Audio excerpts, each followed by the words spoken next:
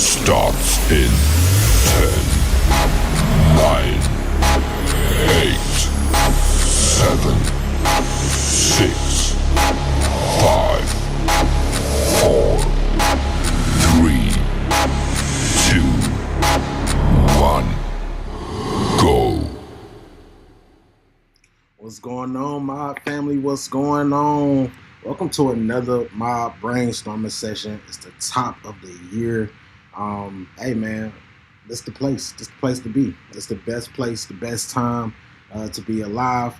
Again, if you're new, welcome to our Mob brainstorming sessions where entrepreneurs, creators, and change makers come together to share ideas, solve challenges, and build real life strategies. For the most part, as we all know, if you're an entrepreneur, or if you're just a creator in general, it's a tedious process when it comes to just creating or building anything. So, we at the end of the day, we really just want to be, the community, and build up our community and be the catalyst, for you guys, to get some info, man, to get some resources.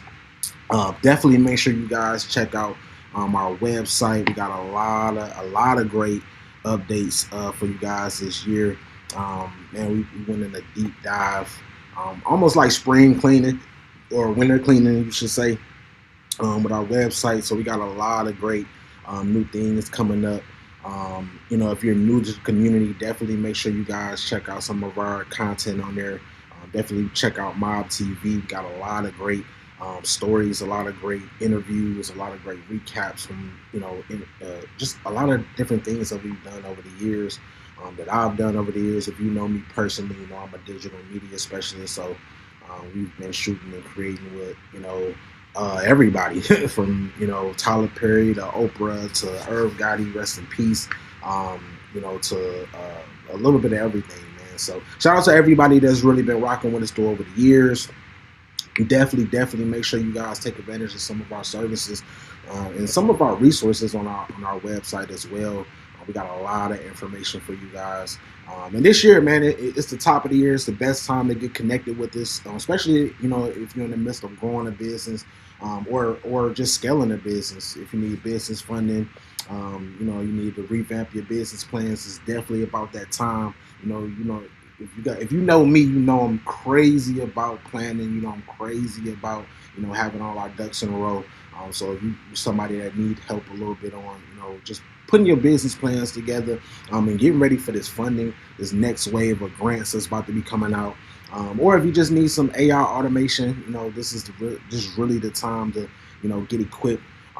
Man, I can't stress this enough, guys. This is the best time to be an entrepreneur. You can literally run a whole business without talking to anybody.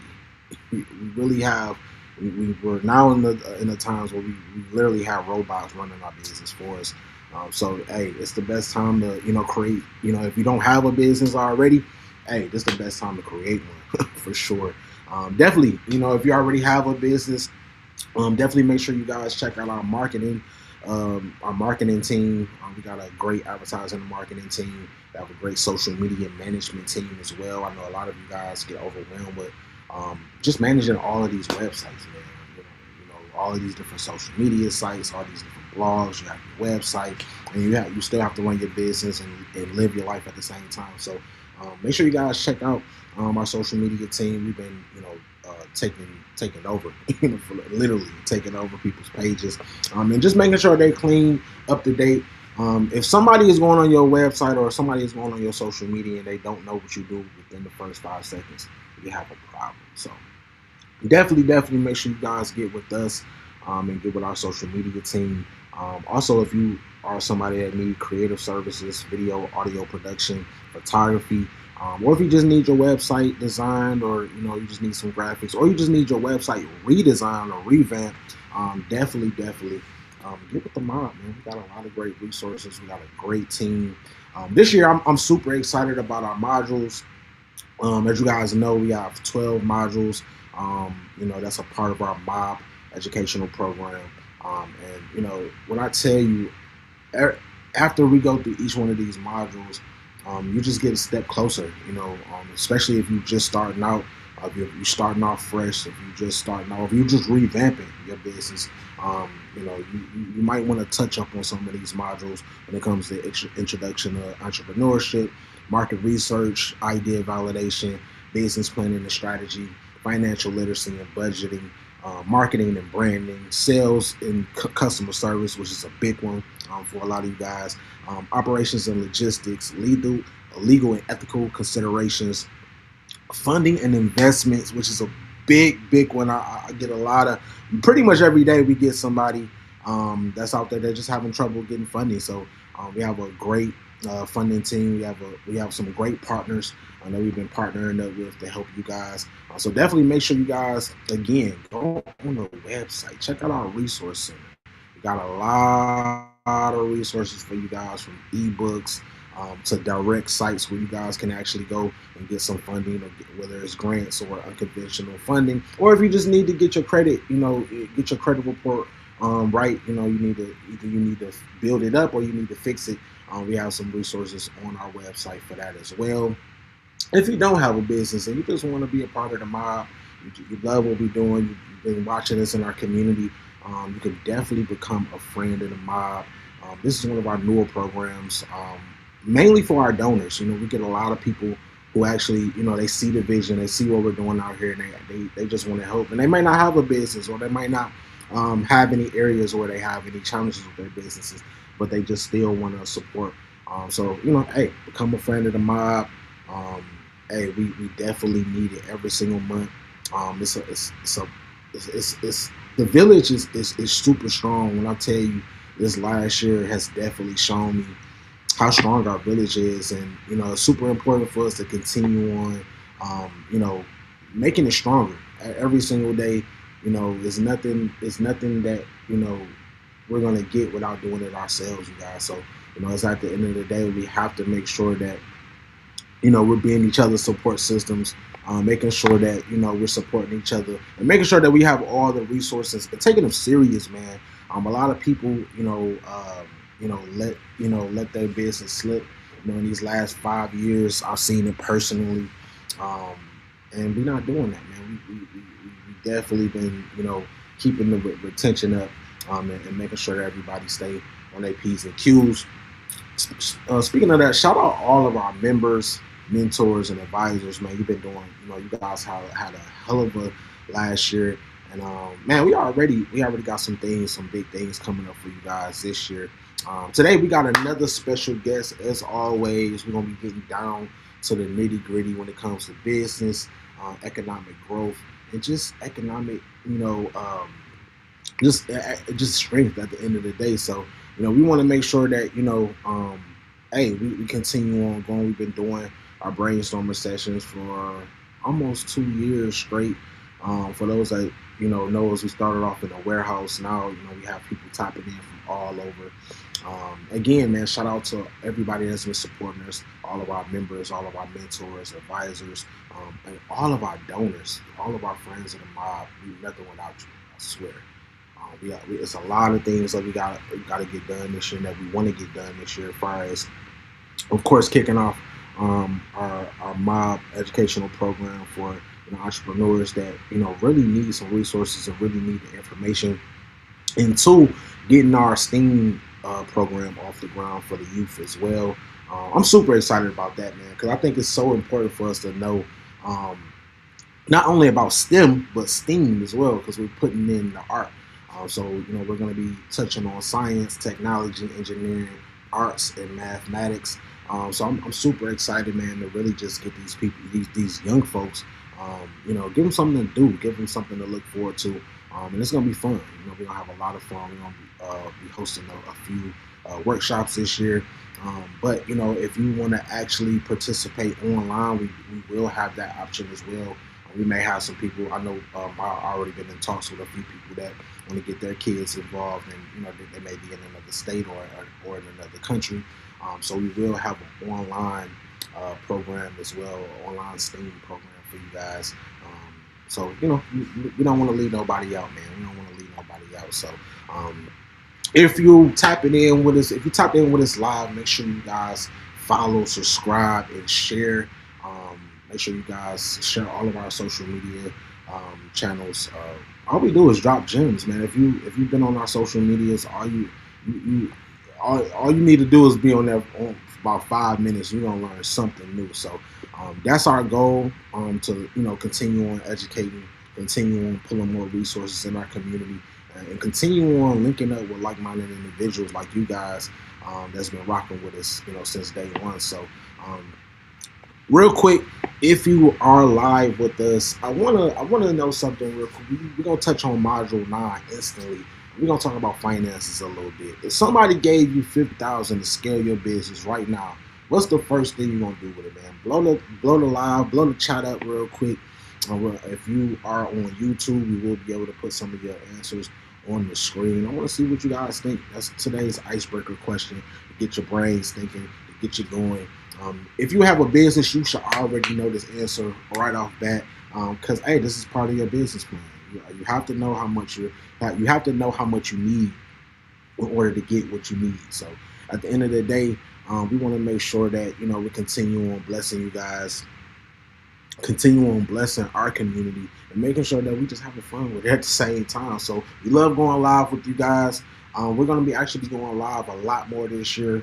We're actually going to be doing website audits. So if you have a website already, make sure you send it to us, and throw your websites in the chat as well. You never know who might be watching or listening, who might want to check out your website, who might need some of your resources. And also put in the chat, how is your business serving the community? I want to bring this back. I want to get back to community.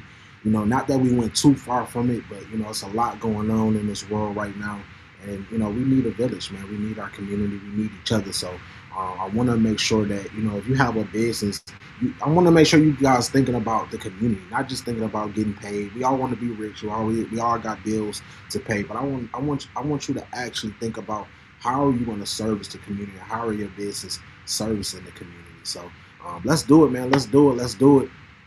Without further ado, I don't want to hold you guys up too much longer. I got my boy Samuel on. What's going on, King? How you feeling? Go ahead and unmute yourself.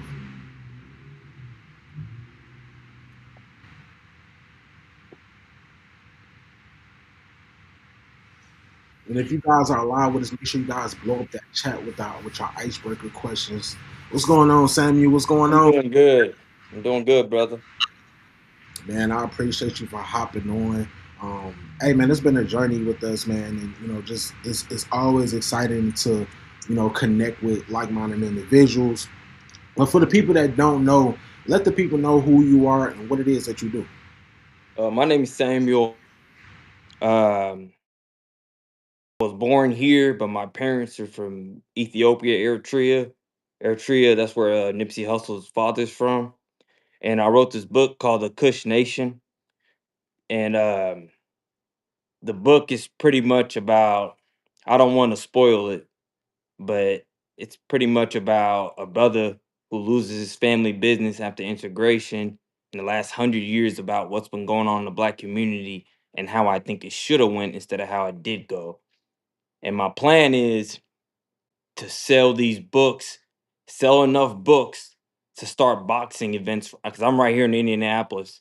Start boxing events in Indianapolis. So in the hood we got the lotteries. They have the tickets and we do all that. So start boxing events, and then the bets on these fights open up a school or hospital. That's what I'm trying to do right here, starting out. Ooh, that's what we need. We need more schools. We need more hospitals. We need more extra activities, for the most part. But I really love and I'm really intrigued. I don't want you to give too much away, but what really got you on the journey to write this book? What started you out on that journey? I don't know. One day I was just working my job, and I mean, I've read other books and studied our history, but it just came to me one day while I was at work, and I just couldn't stop writing until I finished it. That's how you know you got something good right there, when you just catch that bug and you just can't stop. I love that type of motivation, for sure, for sure. So what's something that you hope our community get from your book, long term, especially the youth. I know you mentioned the hood. It's a lot of we definitely serve a lot of underserved communities, I would say. What's something that our community could really get from your book? Uh, well, the youth really, it's not. It's really more for meant for like young adults and like adults. It's not really meant for like elementary kids. Okay, okay, But okay.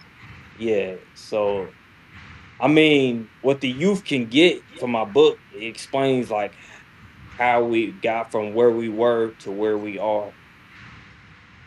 So, like how to flip it to where we should be. That's pretty much what the book is saying. Like where we at right now to where we should be. You I get what love I it. mean?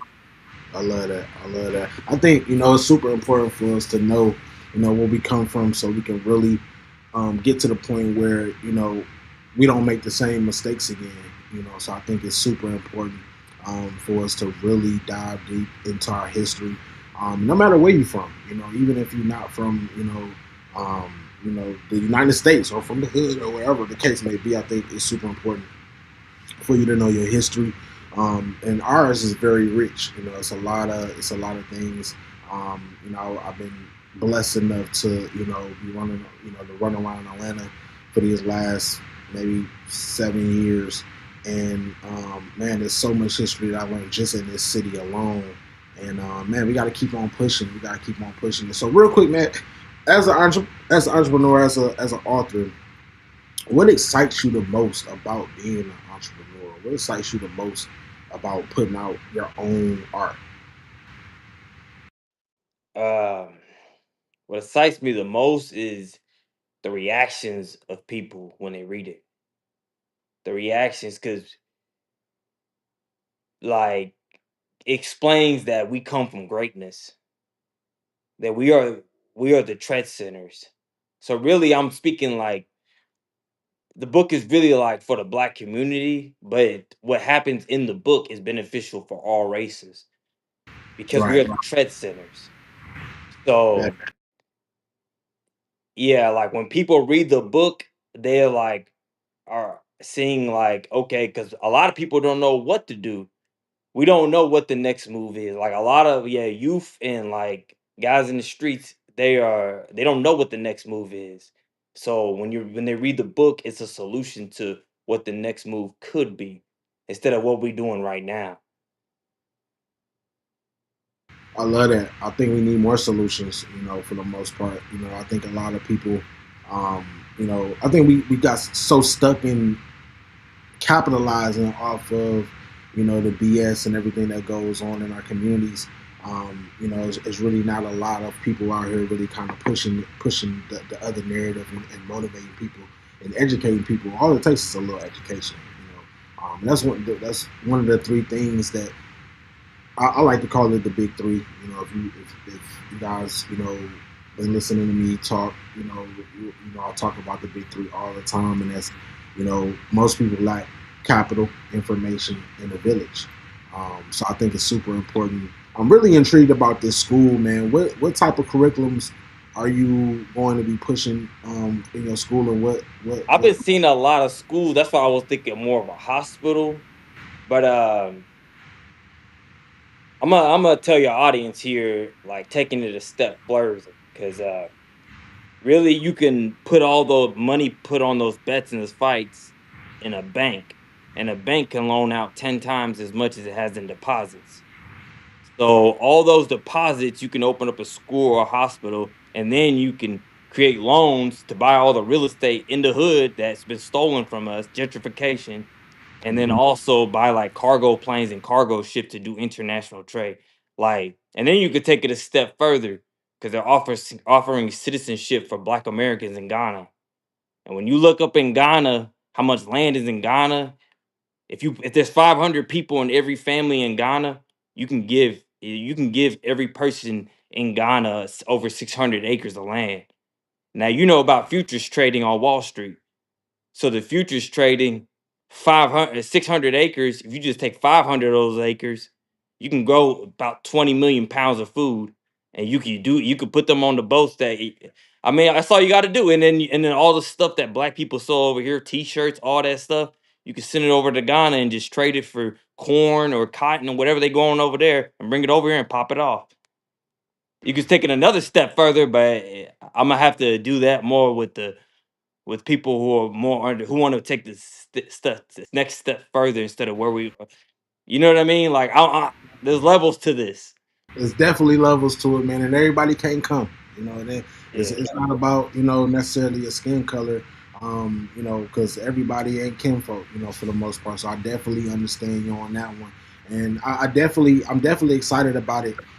What's some of the biggest challenges that you've been having?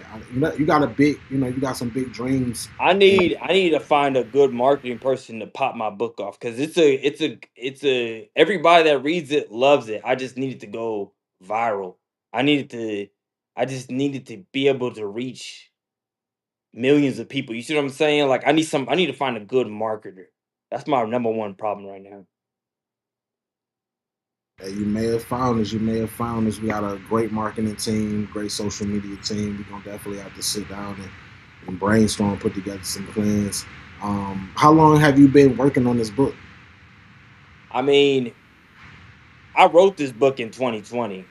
Okay. So I but I had like some personal things I was going through, and so I had to step back from that and then take care of my family and issues. So, and then like just now, for the last year, I've been trying to get it back going, marketing it, and trying to start pushing it out there to start selling it again.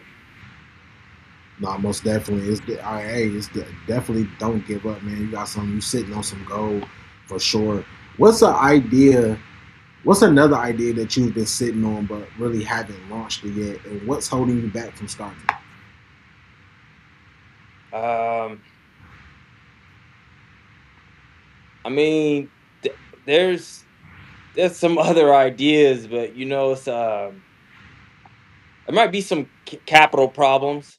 But I also I don't like getting loans from like these big institutions, or that's why I wanted to do like the gambling on the boxing fights, and I'll fund myself. I don't want I because I don't want like to be in debt to somebody, and the thing is, when I think deeply about it, is the when I see how gentrified the black community is, the people who are gentrifying it, I feel like are Chase Bank and all these other. That's why it's like I don't want to. You know what I mean? Because at the end of the day, I feel one day they will screw me over. Like, that's why I feel like. Yeah, I mean, right now it's really hard to even get a loan or anything from the banks, especially when you're a new business or you don't really have a lot of capital coming in. They don't really care about our dreams and our businesses. That's why we've really been heavy on pushing unconventional funding. And really just talking about other ways. There's so many different other ways. Like you spoke on. Just funding yourself. Most of us bootstrap. We all start off bootstrapping it. But crowdfunding, angel investors, lines of credit, which is more a little more easier to get than the actual business loan. We just need to understand, and we talk about this a lot. We definitely need to understand the difference between good debt and bad debt. But once you understand those things, it can really take you. I mean, I know a lot of people that really got their business off the ground just by getting lines of credit or going to these unconventional lenders, different things like that. Just making sure that they have they ducks in a row. So that's pretty much. And even last year, we've helped a few people get funding. It just certain things, certain rules that's in place that sometimes we just don't know. We don't like having a high risk business name. Certain things are red flags to certain lenders. So these are the things that we try to make sure our community is up on because they get denied instantly, and we don't even be knowing why we get denied. But it could be something as small as the credit utilization is too high up, or you might have your name spelled wrong on your credit report, or little stuff like that. Or your, like I said, your business name might be high risk. It might, you might have real estate in your business or in your name or anything like that. So that's where we come into place and teach these tips and tricks. And this is what our brainstorming sessions is about as well. Like our last guest was a grant writer, so she dropped a lot of gems on how to really qualify for these grants out here. It's a lot of grants, especially for minorities. It's a lot of grants out here. It's a lot of funding out here. They just, they make it a little hard for us to get. You got to talk their language.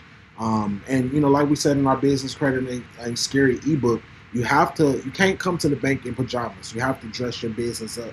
You have to, make sure that it looks, when people look at it on paper, it's an actual business. You want to make sure you got your EIN, your DUNS, your business address, your business phone number, your business email. They look at all of these different things when it comes to lenders and anybody that's playing with some money, that's investing. So they want to see that you have your business together. They want to see that you have a legitimate and a detailed business plan, because they want to know how they're going to get their money back at the end of the day. I think that's just any investor. So, we have to, really get deep and just as passionate on the information than we are, on the actual project that we're working on. And I think that's where our community, kind of falls short. We don't have this information. It's a lot of you know, redlining. It's a lot of rules and different things in place to stop us from getting these things, and stop us from getting funding, and stop us getting from these things. But hey, they ain't stopping us now, man. The information is out here. We putting it out here. It's we got a lot of mentors and a lot of advisors that we work with that's putting the information out here. We having one-on-ones. We sitting people down. Usually we put together a full outline for our members, so they can know and have a checklist on exactly what it is they need to, all of the boxes they need to check off to get where they need to go. A lot of it just, have ideas and passions, but we don't really think about all of the steps that it take, to really, see those things through. So that's where we come into place, and not just educating, but putting some of those resources in front of your face. Because, what's it learning about, business credit if we don't have no advisors, no financial advisors, or like I said, our last guest was a grant writer. We've been talking about doing some things. So it's capital is our number one problem. Especially within underserved communities. They're not giving out no business loans to us. They don't want us to have no businesses and own capital and own real estate. They don't want that. So Yeah. we have to get out there and get this money and get this information, and have enough discipline to actually put forth what we need to do, because it's also discipline that comes with it as well. I give out a lot of information. Probably last year, it was a lot of people that tuned in and tapped in, and we've had I've had a conversation with over 300 people, and unfortunately only a handful of them actually took that information and did something with it, or took those resources and did something with it. So, the other side of it is we got to hold ourselves accountable, and I love to be people's accountability partners. We're not the type of people that's like, oh yeah, we yes men's just because you pay your dues or you give us some money. We want to tell you, we're going to tell you exactly what it is. Like, hey, we not checking out these boxes. We need to tighten up. And we all need that. You know what I mean? So that's what we got with it. Speaking of funding, what funding opportunities do small business owners often overlook, especially underserved, communities? I know I talked about grants and crowdfunding. I know we don't do a lot of that, but what do you think, business owners overlook when it comes to funding? Um, I mean, I'm usually just self-funded. You see what I'm saying? Like generational wealth. You know what I mean? Like um my pops came here and my mom's came here probably like in the 80s, 90s. But I already have a bit we already have a family building to have the boxing events in, 5,400 square feet. But you see that's generational wealth. And they cut that off in the black community, especially during the crack era. So yeah, like That's how I want to do it. And there's our, Mike Epps. Yeah, of course. Yeah, he already got a boxing gym.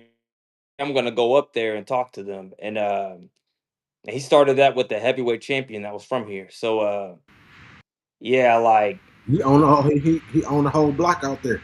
yeah. So I mean, you just gotta link up with people that's actually doing something with their lives. I mean, that's how they do it in the streets. You see what I'm saying? Like the man who's actually moving stuff, that's who you want to get connected to. But it's the same way in the business world, it's the same way in the religious world, it's the same way in the political world, because all that is business.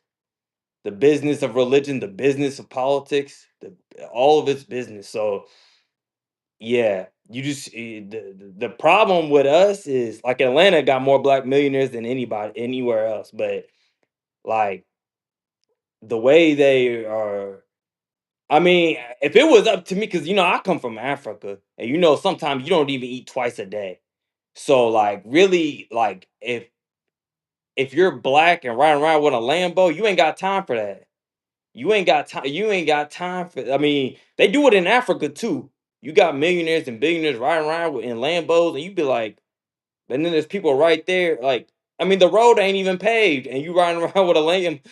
I mean, that's you just gotta have that certain type of mentality. And Mike Epps, he came here and was like, they gentrifying the hood, so I'm gonna buy all these properties to put it back in art. Like, you gotta have that mindset. If you don't have that mindset and you just out here, uh, you know what I mean? There's certain people that get the money and then they do nothing. They don't care about where they come from. But there's certain people that get it and then they care about where they come from and they understand, hey, that would have been me if I didn't survive that shooting. That would have been me if I didn't you see what I'm saying? Like Yeah. we all know somebody that we grew up with ended up dead or in jail. We all I mean, I'm not even from here, but I grew up with brothers who went through that. So I was like, hey, okay. The older cats was telling me, hey, you see him? Don't be like him. You see him? Hey. And if it wasn't for them, I would have ended up like them. That's just the reality. But No, for sure. My F's definitely been doing a lot of great things. I actually was blessed enough to work with my F's last, or was that the year before last, on the We Run It comedy tour. Shout out to them. Shout out to my brother Tony and my sister Sunny that been doing their thing. They actually over all the merchandise, and we did a promo run with Mike Epps and all of the rest of the comedians on there. And we actually sat down, before Mike Epps he was going in on a little Duval. It was hilarious. But after that, we really sat down, and it was one of the conversations that we had, because a lot of people have that conception that just because you once you get rich, you don't have the time. But sometimes that's true, and sometimes like my Epps is not.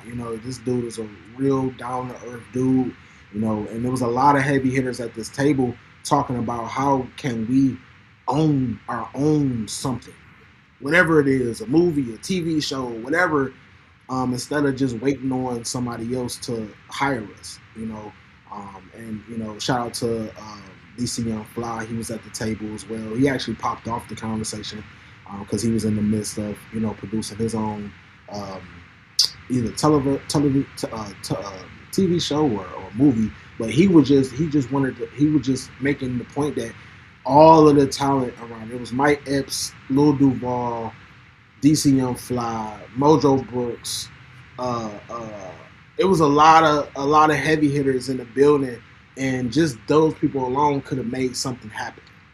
That room, one room, could have bought a whole neighborhood. And I think you said something. It's all about the mentality. A lot of the times we don't want to come back to those neighborhoods because we had so much negative memories. And I'm from Detroit, so I grew up in one of the hardest cities in the world. There's no city like our city in the world. Where we have whole blocks that's burnt down, and whole blocks full of abandoned houses. And and us being one of the first cities to get gentrified. I remember back 10 years ago when when the houses was $1.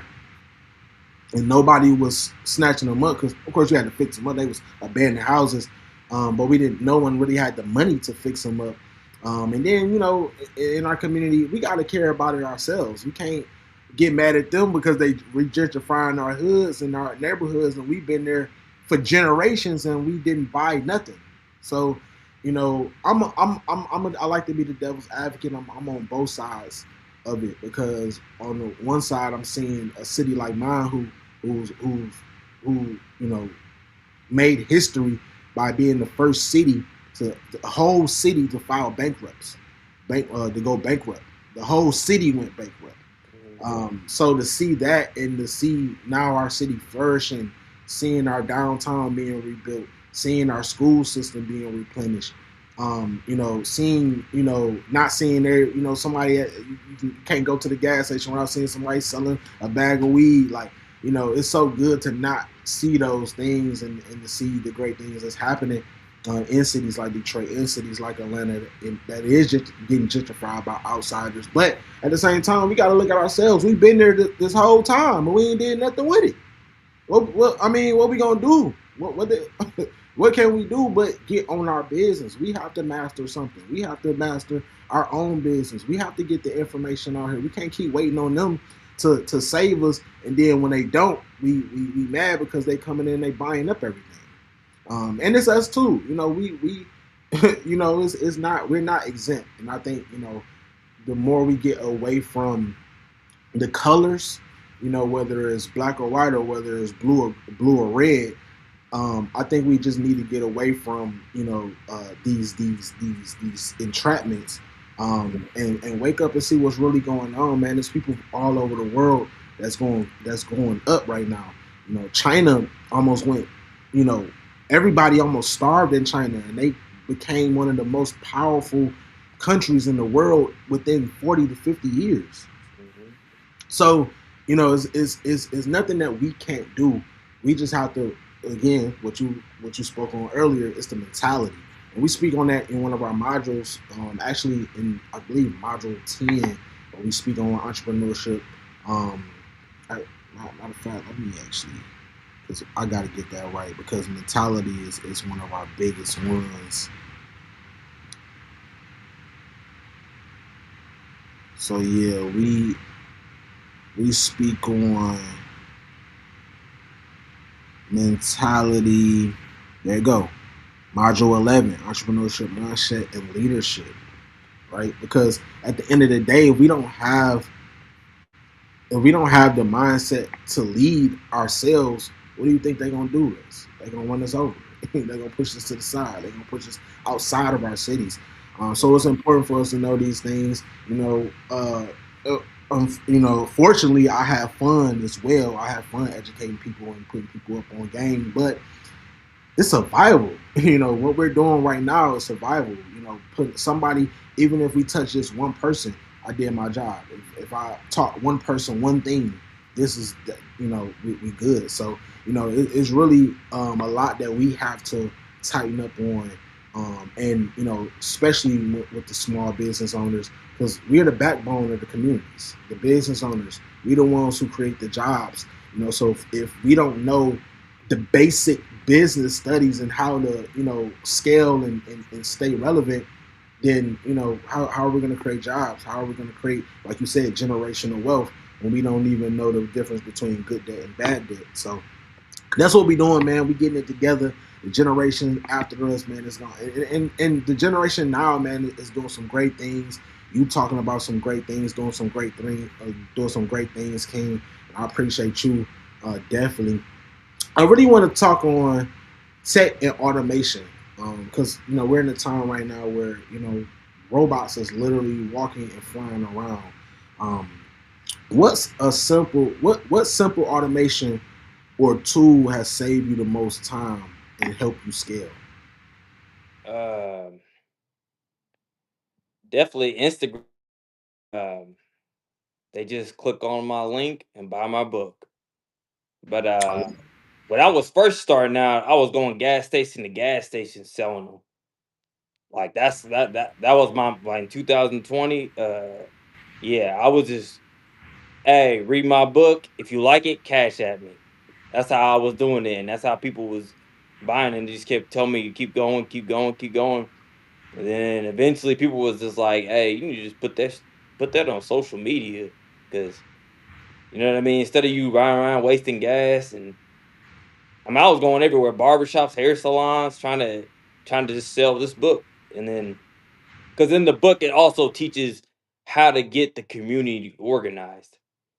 You see what I'm saying? Like, if we wanted to make our own, I was gonna say this too. I could have sworn I saw like maybe 6 months ago in the media it was saying that Trump is gonna start importing beef, and like white farmers had a problem with that because you was talking about our business, but like uh, the crazy thing is like us not being on our business, it like it makes other races not be on their business, but that's a side point. But because when people in their race start putting start not looking out for their own people, they learned it from us.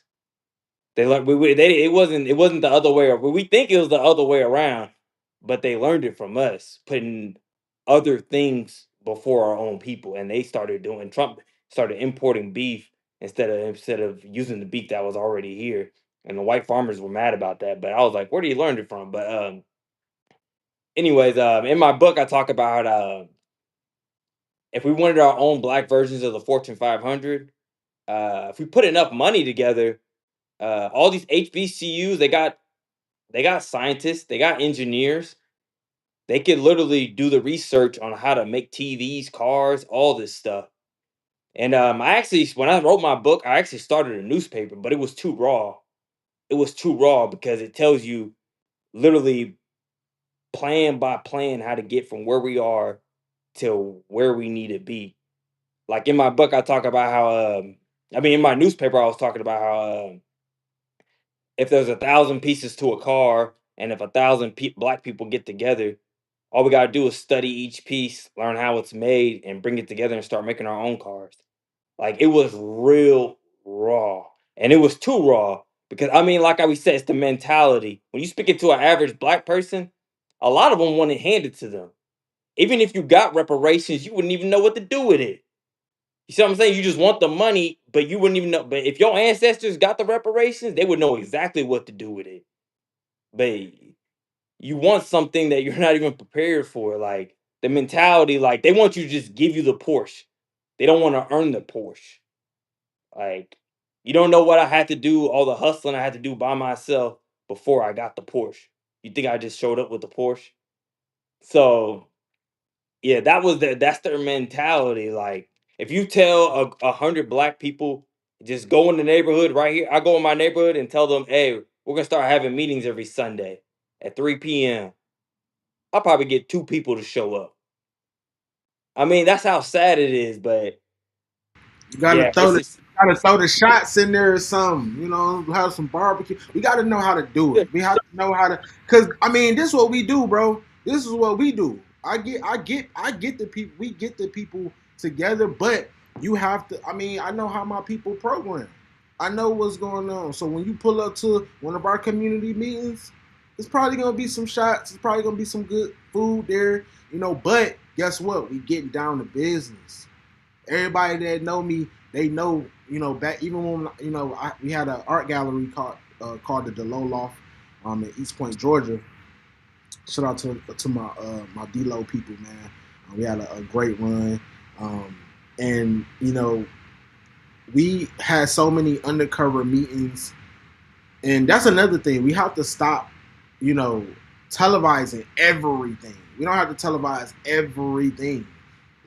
We ain't gotta promote this. Promote it to your closest people. Start in the home. Start with your people. Even when our brainstorming session started off in person, bro. It started off just like what you said. Me just trying to get our people together so we can talk about something more than going to the club and after hour and all of that, right? And we started off in an empty building with probably like 5 people, and then it gradually grew, to 10, 15, 20. And now the conversation, and that's all we really need. We don't need, because anything over that, you really can't get nothing done. Cause everybody, talking. You got side conversations going on. All we need is these small little groups that people that really know how to handle business. You ever heard of New Era Detroit? No. Oh, you got to get hip to the. Oh, you got to get it once. You got to get. They out here, bro. I'm telling you, they out here. They out here. New Era Detroit. They've been doing their thing for 10 years plus, getting out here, bringing the community together, stopping crime, feeding these kids. Clothing these kids, clothing these people out here. That's hard. We need that back. We need those small groups of people, and they're not even a small group, but they started off small. They started off right in my city, Detroit. Now they travel. They go. They've been traveling to L.A., to Atlanta, of course. All of because it's a hood everywhere. We all going through the same stuff. Everybody want to act like they city just so much different. But once you really start traveling, you really start to see that it's all the same stuff. It just might be a little different dialect, right? Yeah. The people was out here. It's just so hard to read them because we're more we want to be entertained more than educated. So what we gonna do? We gonna edutain. Mm-hmm. You gonna educate and entertain at the same time. That's why we got Mob TV. That's why we got dope stuff that we do, dope events that we do. Every now and then, we might get access back passes. And we were just backstage with Jid a couple weeks ago at his concert in St. Louis, and we still party with the celebrities and do things like that. But at the same time, it's all about community. We bringing it back to the roots, and they love it, they respect it. But we got to come new, man. We don't want to hear that kumbaya, the old marching. We got to get together. That's out. We don't want to hear that no more, right?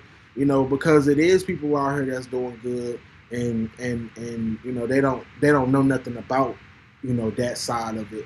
So again, man, we got to get back to really bringing together the people that we know gonna put some action in. And it don't take a lot of us. Look at you. I got a group of farmers in Georgia.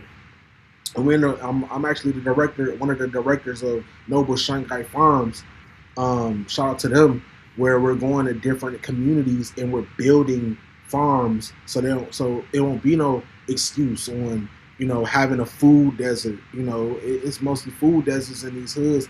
They pump all of this bull stuff, all of these poisons in our body, and we can't even do nothing about it. It's all of these farmers. You got all these black farmers struggling because they can't find the capital or find the hands on deck. And we had the most problem getting volunteers. People just didn't even want to volunteer. Then once we got volunteers, people actually stole from one of the farms. Stole all the equipment, stole all the chickens' eggs, even the chickens. They stole the chickens too, right in the hood. So, it makes it hard for us to do certain things in our own communities when we got stuff like that. But we don't give up. We have to. That's why, we have to be the stoop who sat by the door. You ever seen that movie or read that book? I think I read a little bit.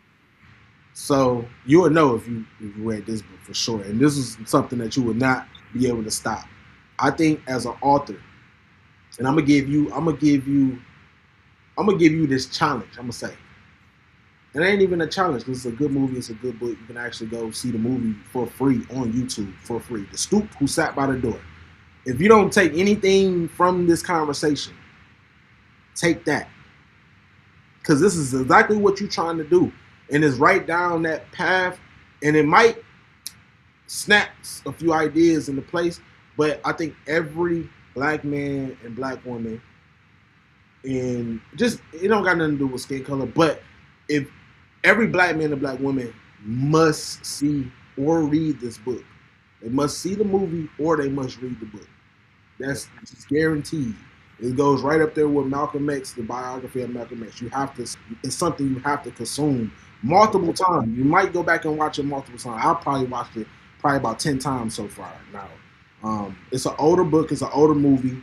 It was actually banned when it first came out.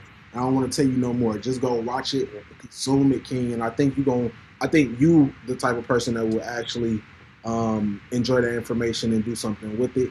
But that's how we need to be. And I'm gonna thank me later. But I'm just gonna say you welcome right now. Once you see, once you see this movie, or if you want to read the book, it don't matter. But that's what we need to be on, man. We I got a have to. question for you too, Mhm. because you were talking about automation, and because I kind of thought that they were bringing all this out so they could stop using people. So I was thinking, I was gonna ask you, you think it would be better to use have black employees or have robots do it? But I really want to ask you because you told me about them farmers, those people stealing. And in Africa and Muslim countries, you get your hand chopped off if you do that. So, do Yeah. you think having robots work the farm will be better, or having a law like that will make the community better? Well, I actually have a plan that I drafted up maybe 2 years ago, or almost probably maybe a year and a half ago, when I when I really started, meeting these and working with these different farmers, and it's actually a plan for a fully automated farm, a fully automated farm.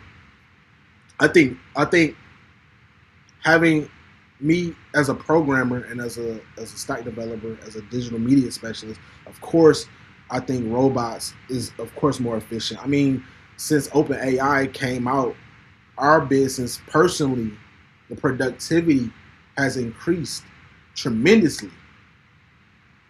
There's so many headaches like scheduling calls, for instance. That was something that I did not want to do, and I was on automated. So I don't think it's going to totally replace people because robots can't feel. They don't have emotion, and that's one thing that we'll always have over robots is emotion. And it's always gonna be. We're always led by emotion, no matter what we, whether we going out to buy something, go out to have fun, whether it's laughter, anger, sadness, we're led by emotion.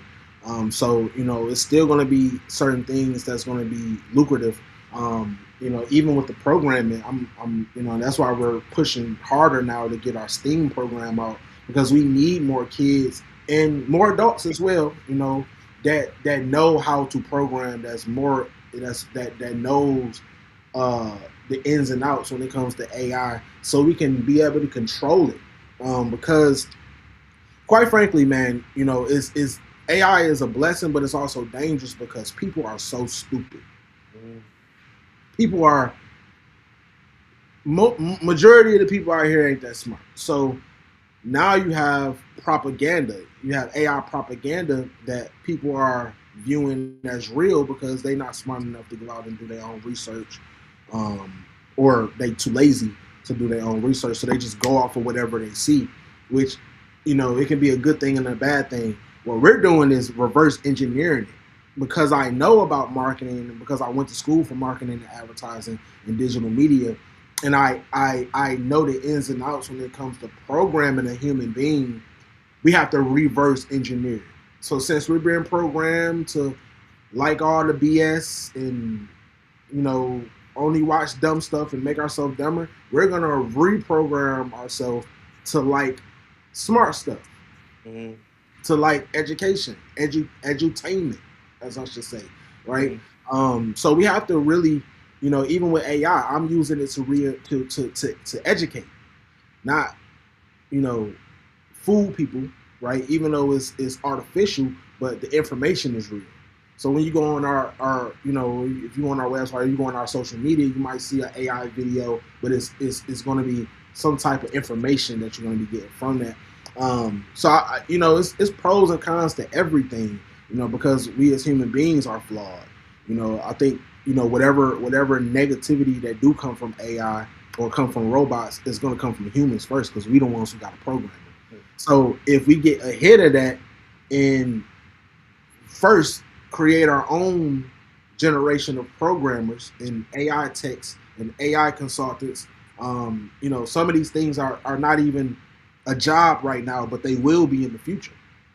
So we need to equip our people on that instead of being so afraid of everything. I've been talking to a lot of people that's terrified of AI, but that's not the way to go. We have to take this thing by the horns and get ahead of it because it's the best thing since the internet came out. But we've also had millions of people die because of the internet, right? So, you know, um, but if you're using the internet properly, like you said, so social media helped your business. Back when I first became entrepreneurial, it was before the entrepreneur trend. So it wasn't cool to be an entrepreneur. We didn't have social media. We had to do. I've been where you at. Go to store, door to door. You had to get out here and really be out here in the community. And I come from that era, but now we have social media. You have I know people that's running businesses from their homes. They don't have to ever leave. They don't have to ever see anybody or talk to anybody. So it's pros and cons, and then I think if you channel it and you use it appropriately, you'll have success in it. And us as a community, we have to get ahead of it because it's not stopping. There's nothing we can do about it. It's here. It's here already, and it's been here for the last 20, 30 years. It's actually been here right under our nose. But now it's more accessible to the community. So now people are talking about it. But AI been out. We've been talking to robots on the phone. We've been, our phone been doing auto correct. All of that is artificial intelligence. So it took us this long, but we still ahead of the game because it's advancing so it's rapidly changing and advancing so fast. Like I just actually incorporated a new AI tool this morning in our community. So I'm always coming across great tools. We're good at programming, so robots is going to be our best friend. Right now, half of our team is robots. Mm. Like right now, I have an AI assistant right now taking notes. On this meeting right now that we're having. So me personally, I love it. I do see the pros and cons in it, and we're getting ahead of it. We're talking about STEAM, we're talking about technology, we're talking about engineering, we're talking about mathematics, and we're making it fun. We're not just putting these kids in classrooms, where they have short attention spans and they're not learning anything because they don't want to sit down. So we're having activities, fun activities, workshops, and incorporating technology. I'm in the process of raising more money to get a bundle of VR headsets and stuff like that to incorporate within our curriculum so that people can have fun and want to learn. Mm-hmm. There's no way around it. We have to do this. Because in a minute, just getting a 9 to 5 is not going to be good enough. I mean, we could barely live off of that. Just inflation and everything else alone. So we have to learn how to be self-sustained, how to, not only own our own businesses and run our own businesses, but also, sustain off the earth, learn how to live off the earth, get back to that, but also stay hip enough to know what's going on with these robots, man. Speaking of these robots, real quick, I really want to touch on because you talked a lot about community. We talked a lot about community. I always talk about community, and this is something that I always and this is something I was thinking about earlier when you was like, man, we can all just put our money together and what's up, and network like that and collaborate like that. But I've been to so many different collaborations that really wasn't collabs. In the past, I found ourselves even giving out, more than what we was receiving. But in your eyes, what makes a business partnership truly a win-win for both sides? Well, it depends on who are the two parties, and really, it should be a win-win for both the parties and the community. Community should always be a third party. That's how I see it. But a win-win situation. I mean, the a win-win situation is understanding there's enough gold in Africa to make every black person on the planet a millionaire. That's a win. I mean, you us coming together, it's a spiritual problem, really. It's not really a financial problem because us killing our own brothers. I mean, we already know what we see is going on every day is wrong, but the money ain't really the problem. Is I mean, I've heard stories about dudes being selling dope and his own brother killing him because he was jealous because he was the man and he wanted to be a man and he ended up going to jail for killing his brother. Like it's just we've been trained to not have a win-win situation. It's either Mm, me or him. I mean, that's really how this system is created too. It's capitalism is one man wins and the other one. I mean, I don't like communism either, but in yeah. this system is capitalism and they train. He gotta lose in order for me to win. You go to the Olympics, there's one winner and the rest of them lost. Like there's always, I mean, it's always the individual. I mean, the winner, I'm not saying he's a bad person, but because he did whatever it took to win, but at the end of the day, we can all there's enough to go around. Even with AI, you talking about if we all had that mentality to be entrepreneurial, we could all come up with a way to make some money. We can have AI make machines that make boats, and we can lease those boats to people in Africa and South America, and then they pay us every single month for leasing that boat. We can make 10 million boats and put them out there and use AI to do it. Problem is, you see what I'm saying? Like, and from those 10 million boats, they could each be paying every month rent to every family in Black America. The problem is, I mean, though you don't really need every Black American to do it, but the hatred. You see what I'm saying? He's the one running the machine. He's the one that's over there meeting the people in those countries. And why ain't that me? Why ain't that me? So like that's the problem with having a win-win situation is that like people are stuck in a mentality where it's a crabs in a bucket. So they keep pulling each other down. Like they don't want to like it's very possible to have a win-win situation, but the problem is getting people there has to be something to keep them in check. You see what I'm saying? That's how it is in every other community. The Italians have the Catholic Church. The Jewish people got their rabbis. The Arabs got their mosque. The Hindus got their leaders of their religion. Like there's always something to keep their people in check when one of them violates the code. We don't have that as black people. Yeah, We don't have it. So our religion was stripped from us though. yes. I think the reason needs to be spoke about too. It's not, I think that get missed out in the conversation a lot. Willie syndrome. Willie Lynch. These things were studied. You know what I mean? Specifically done to us. To take our religion, to take us away from our families. And now fast forward, we're in a slave mentality, and we don't even know why. It's literally ingrained in us. It revolves back to reprogramming, though. It revolves back to what you were saying earlier: mentality, your mindset. My mother always, told me a mind is a terrible thing to waste. So it all revolves back to your mentality. Speaking of mentality, I don't want to hold you up too much longer, man. But I do want to talk about mindset because that's one of if not the most the strongest module we actually touch on mindset and motivation. What mindset shift has had the biggest impact on your growth? How do you keep yourself motivated when things get hard?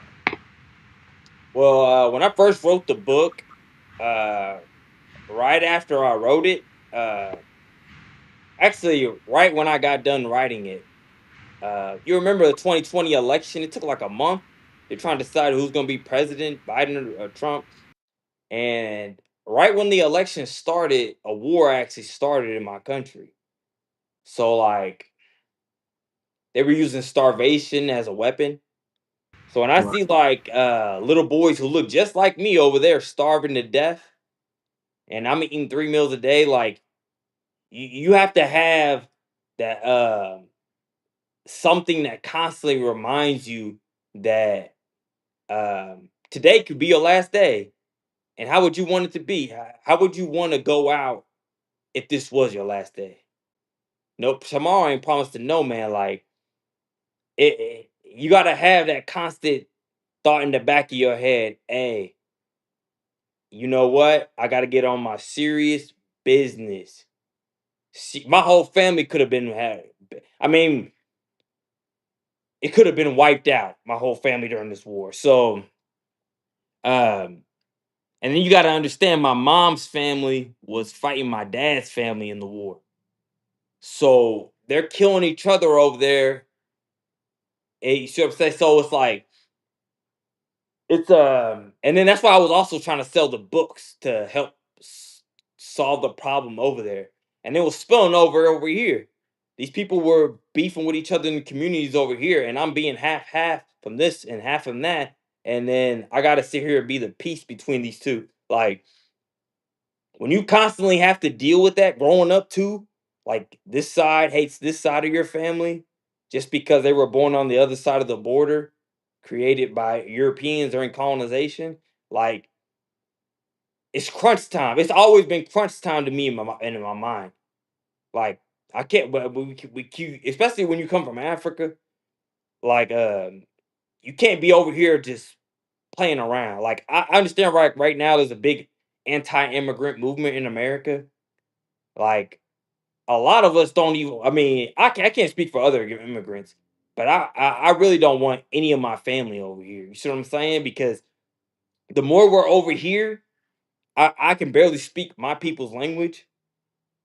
When we come over here, it's about money. It's not about family. Over there, family means everything. And the more I'm over here, I don't know what's going on with my gold deposits over there that was left by me by my ancestors. You see what I'm saying? So it's like the more I'm over here, the more I'm not over there protecting what I really care about. I care about what my ancestors left me, and they left me what's over there. Over here is not really what's my, because I haven't been here. I'm the first one born in my family over here. So what's over there is more important to me. And the Arab is, I mean, the slave trade is still going on with their African collaborators. You see what's going on in Sudan. So like all these resources that are being stolen, like they stole the oil over here, they stole the gold or whatever. All this stuff over here, what they're doing right now in Africa. But in Africa, it's more like a higher supply of that stuff. Like over here, it's already in Fort Knox. They already took everything. They made it illegal to own gold.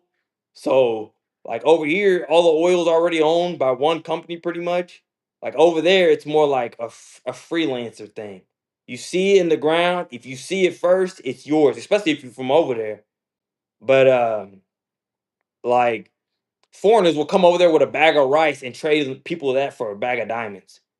Like me being over here more, especially when I have an American mentality. When I go over there, people who are not from over there, especially when Trump was president and he was saying America for the Americans, and then like a European from Europe sees me over there, they're like, they got fear in their eye because they're thinking, okay, well, if he doesn't want me in America, then Africa for the Africans. And if you come over there with a mentality like that, you're a dangerous person. And really, I should be over there. My whole family should be over there because we should be protecting what's sacred to us. You see what I'm saying? Like a lot of people don't want to talk about it, but a lot of the Native Americans were really Black Americans. So all this stuff over here, like it's it's been stolen from Black America. We're not just talking about like refrigerators and traffic lights and all this other stuff, inventions, but the first crime. And then what they're doing over here, they're doing to my people over there. So when I see that, when I come here, the first immigrants to come here, Christopher Columbus and all of them, they're using the immigrants over here to take from what's naturally Black Americans. The Europeans came over here as immigrants, and then they started flooding everybody else in here, and then taking from what's Black American. And then they're doing the same thing in Africa. The Indians, the Chinese, they over there doing the same thing, and they did it to Black. They had Chinatown over here. They got all these people are in New York City and Chicago, and they live in their own communities. They don't really deal. They speak their own language in Chinatown, and then like you can't go in their neighborhood and tell them what to do. Like they talk about it's a melting pot, but everybody's in their own communities and not even getting along. That's why I'm like, all right, well, you know what I mean? Like it is what it is. So yeah, like We building our own communities. That's why we building our own out with the old and with the new. You know, we focusing more on the youth because they are our biggest hope because they not they don't have the same mentality as us. They get into the bag at a young age. They're not looking at skin color, and they're not even looking at gender.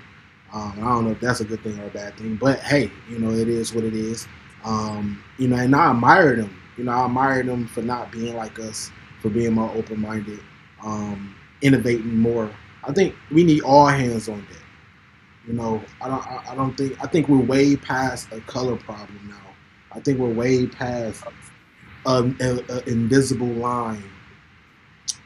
We need all hands on deck to survive this thing because we all one people, man. At the end of the day, we've been mixed and we've been thrown around and here and there, and you know nobody is. And you know, and that's why I'm really getting away from this black thing because, like, what is black? What is Black America? What is that? Nobody and I'm pretty sure you know this because you from you from outside the country. You yeah, go over there, they don't say black. They don't say I'm black. No one would ever identify as black yeah, outside of this country. So you know when you don't even know where you're from, and you can only identify as a color. I mean, yeah, we gonna look at each other and not think we brothers. Yeah, we gonna kill each other and not think about our roots because yeah, it's we've been put in the jungle. We've been put in the jungle with no resources, no anything, and with no identity. yeah, And we up here still in 2026 still identifying as black. yeah, Still ain't got no money. yeah, Still don't own nothing. As a culture, yes, it's rich black people out there, but I'm speaking of like you saying a Chinatown. We don't have Africa Town nowhere else.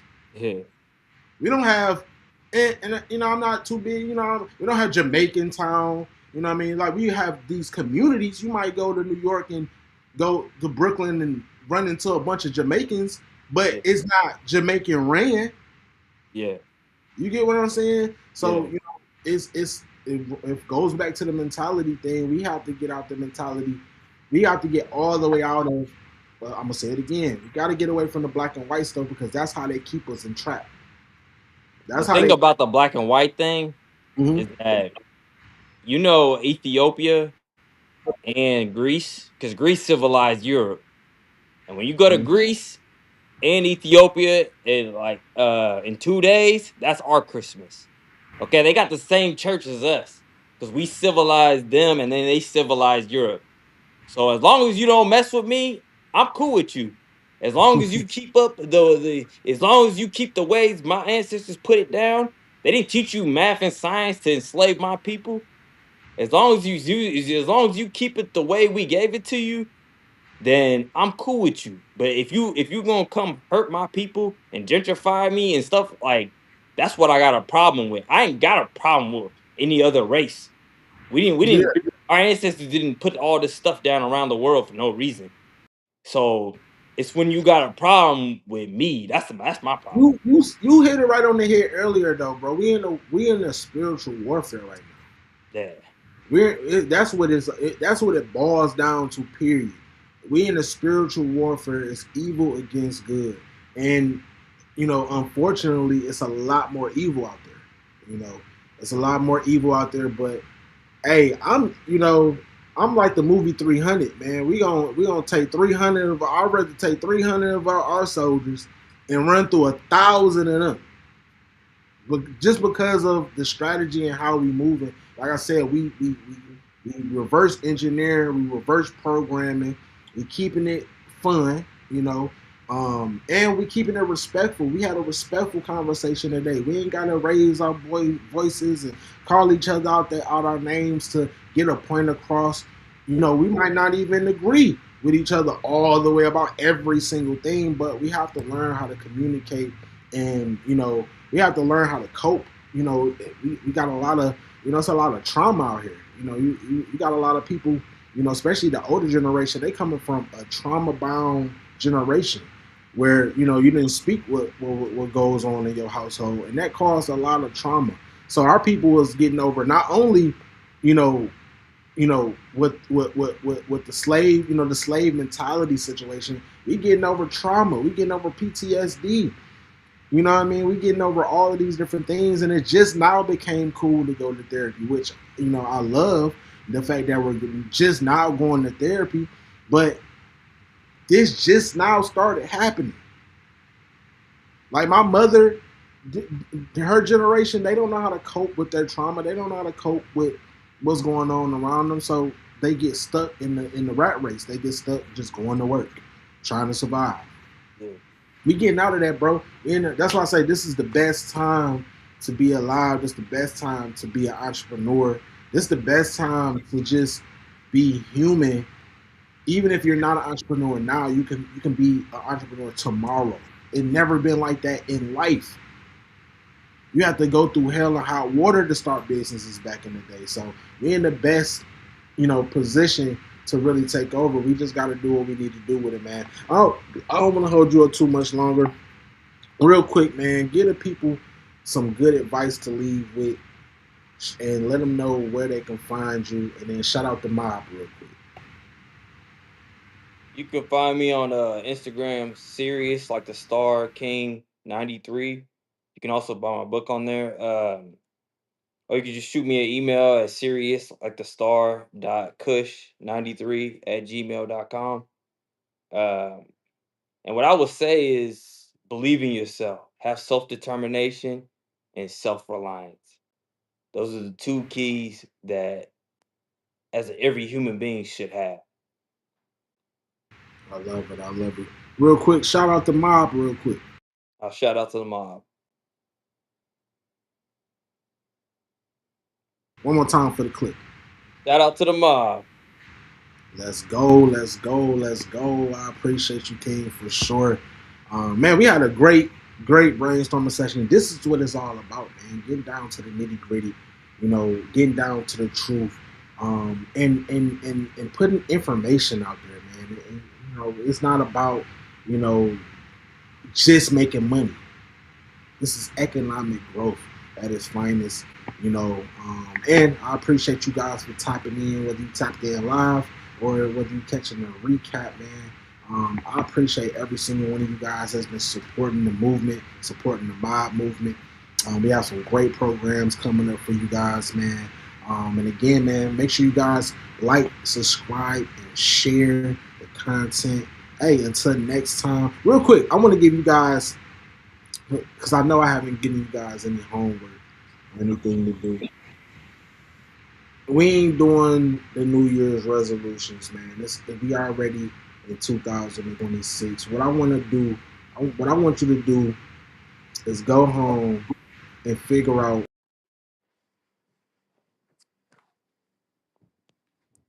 what type of coping mechanisms you can use to get over your trauma, to get over whatever mentality you have that's keeping you back.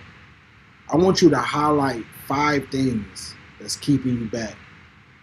And then I want you to also highlight 5 solutions for those 5 problems. And if you want to email them to us, if you want to send us a DM, or if you just want to send us a text message, you can contact us. We definitely want to hear your answers and hear some of those solutions. And if we got some solutions that we can provide to you as well, hey, that's what it's all about. Let's do it. Until next time, my family, I'll talk to you guys shortly.